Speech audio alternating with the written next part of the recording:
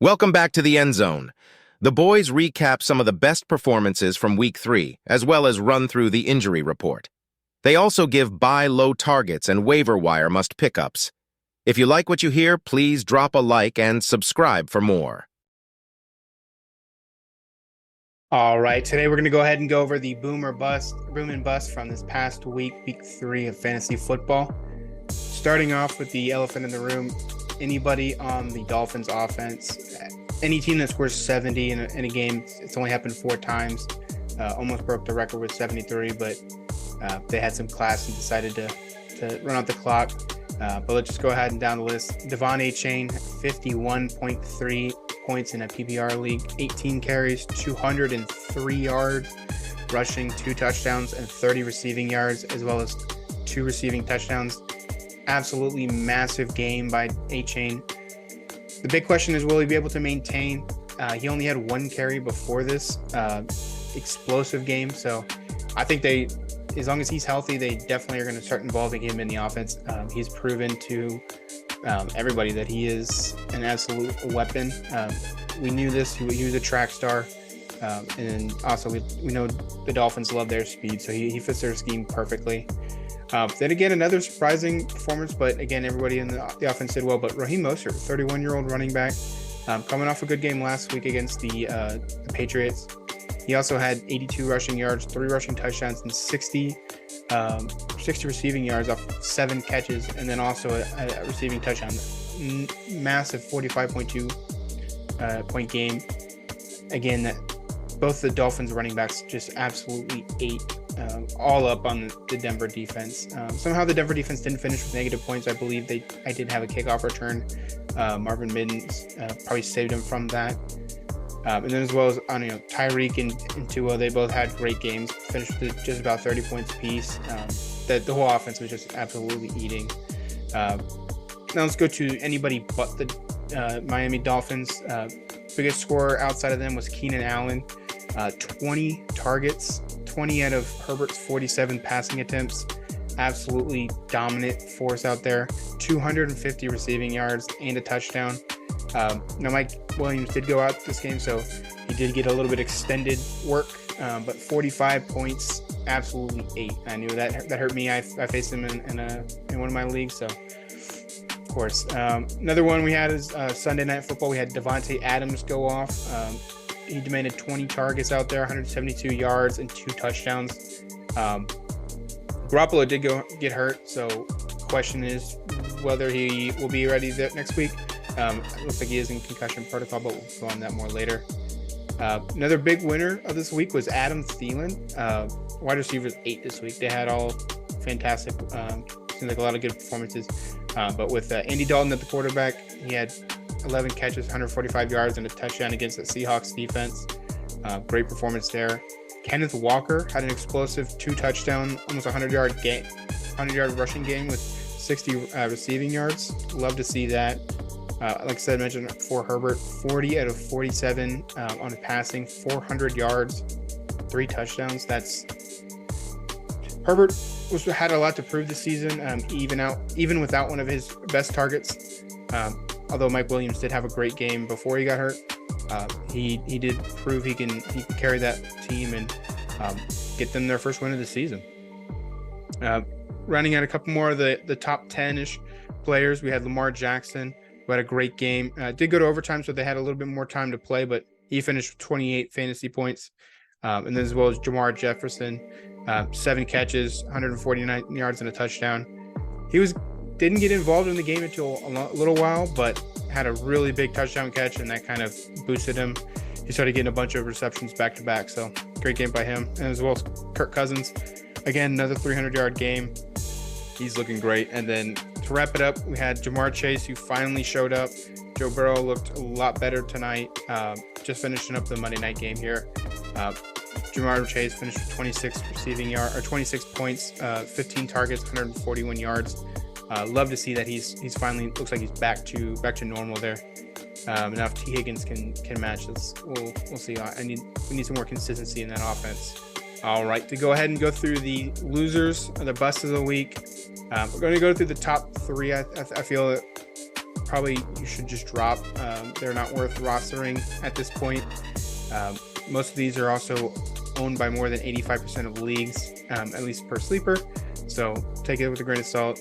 They may not be available, or they may already be dropped on your leagues. But number 1, we're going to go with Justin Fields. He did play one of the best defenses in the league right now in Kansas City, but he struggled, and there's no secrets. He's just been looking very bad out there.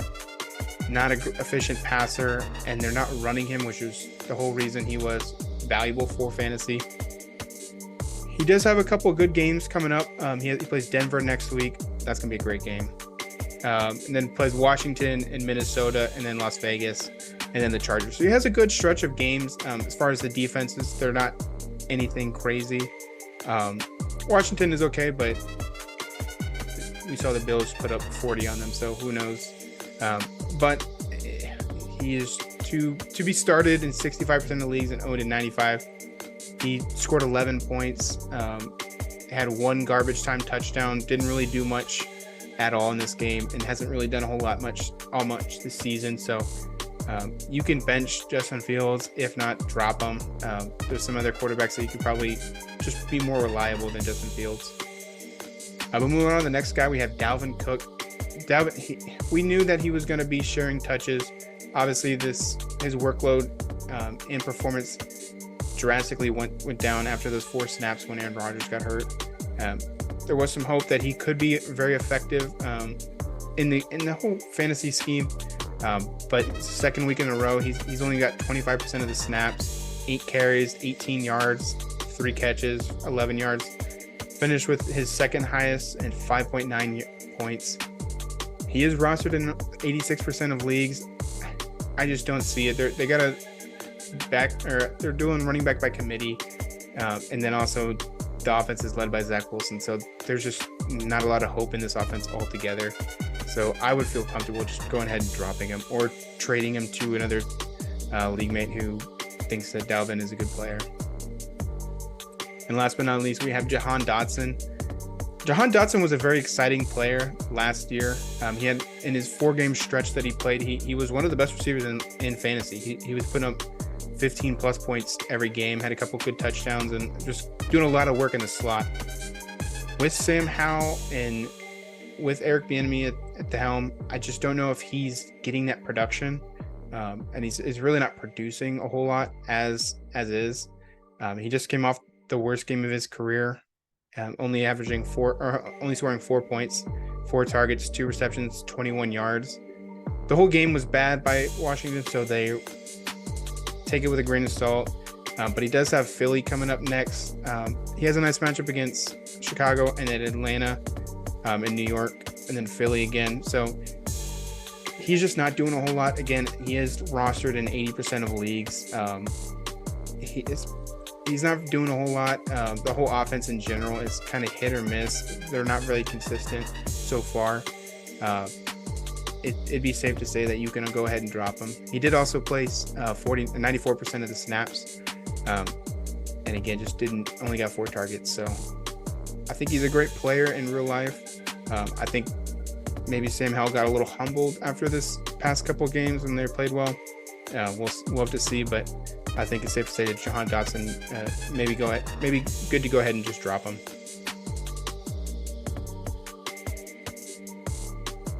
Brandon, next up, we're going to go ahead and go through the Week 3 injury report. Thankfully, it was a little less filled than the past couple weeks. The only notable injury we saw this weekend was, unfortunately, Mike Williams of the Los Angeles Chargers did suffer a season-ending knee injury. Definitely a big blow for those Mike Williams owners. He's an athlete, especially in that Justin Herbert Los Angeles Chargers offense. It's going to be a big blow. Stay tuned later in the video, and we'll go ahead and look at some possible replacements for any of you Mike Williams owners. Also, a couple other notable injuries. We did see Derek Carr leave the game with a sprained ACL or AC joint. He is listed as week to week. It did look like a pretty bad injury, so I expect him to be out for a little bit while. Jameis Winston's going to be taking over. But we'll have to see on how soon he can get back on the field. Also, as well as another quarterback, we did see Jimmy Garoppolo. Looks like he possibly suffered a concussion. Still up in the air. Game just ended as of recording this video last night. So we'll see if he's out any or how long he's going to be out.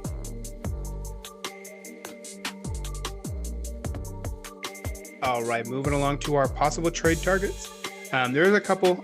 I'll list out 3 here that I think you guys should trade for, depending on what you have on your team and what your needs are.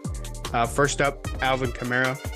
3-game suspension is ending after this week, so he's going to be good to go next week.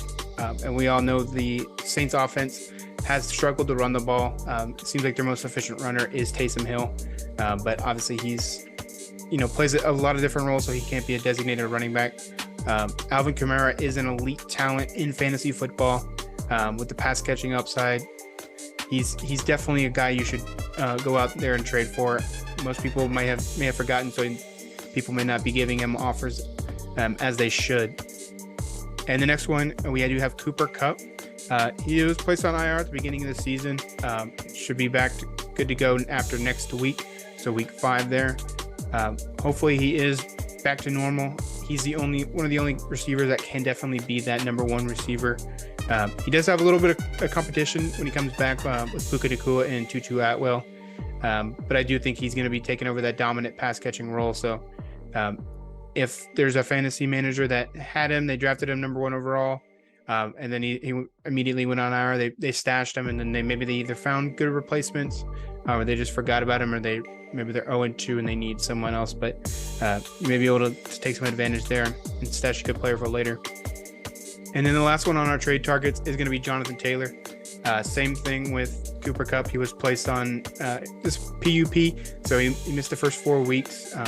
He may be back week 5. Colts have been having pretty decent rushing attack with Zach Moss in the interim. He seems like he's doing pretty well, but I think that says a lot about their offensive line more than anything. Last year they couldn't block anybody, and Jonathan Taylor really struggled. But it seems like they've gotten their mojo back essentially, and if Zach Moss can do what he's doing, I think Jonathan Taylor is, as long as he is healthy, I think he's poised to have a great comeback. But definitely someone who I think you should target in your leagues. I'm going to go over some week 4 waiver wire additions. So starting off last week, I mentioned for you guys to go after Jerome Ford, Tank Dell, guys like Marvin Mims, Sam Laporta, and Jake Ferguson. All of them had great games. Adam Thielen, he had the best out of all of them. I mentioned to pick him up as well. But like I always say, we always miss. I did mention to go after Craig Reynolds. And so for week 4, some guys to pick up or to at least take a look at. Romeo Doubs, with Christian Watkins still a little bit questionable, I think that Doubs will continue to grow some chemistry with Jordan Love. I think he might get the nod as a wide receiver 1, potentially for the whole season if he continues to play like he did last week. Number 2, going to go with Josh Downs. The rookie is on the verge of a breakout. I think that he had a really impressive game against Baltimore. He came down with 8 catches off 12 targets for about 60 yards. I think they'll look to get him more and more involved as the season goes on, and especially with Anthony Richardson coming back from his concussion. Number 3, Josh Palmer. So Mike Williams, unfortunately, is out for the season with an ACL injury. I think that down the stretch, Palmer might have a better repertoire with Herbert just because of last season where Palmer had a very productive year. Maybe he looks to build on that and potentially be that wide receiver 2 and maybe even wide receiver 1 if Keenan Allen needs some rest. And last but not least, number 4, going to go with Luke Musgrave. So Musgrave was an impressive rookie tight end coming out this year. He was a first-round pick. He ended up with 6 receptions off 8 targets for 50 yards this past season. I don't really like his matchup against Detroit, but I still think that if you're looking for a tight end option, this guy's not a bad pickup. And that really wraps up our week 4 pickups. If you guys have any other questions or comments, feel free to give us a shout. Thanks.